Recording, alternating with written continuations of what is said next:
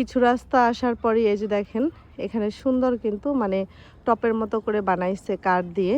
এটা কেন করে জানেন? কানাডাতে যারা বাসাতে যেরকম নিজের জমিতে মানে এরিয়াতে বাসায় কিছু সবজি চাষ করে এভাবে করে কিন্তু বানায় নেয়।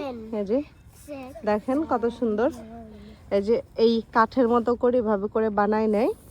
আর এইখানে হচ্ছে সবজি করে চাষ করে। এই যে এইখানে আছে, এই যে এরকম দেখেন কত সুন্দর এভাবে করে হচ্ছে সবজি চাষ করে।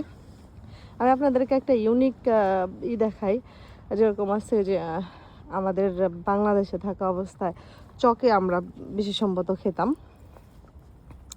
এই যে দেখেন নটকা না কি বলে, ফটকা,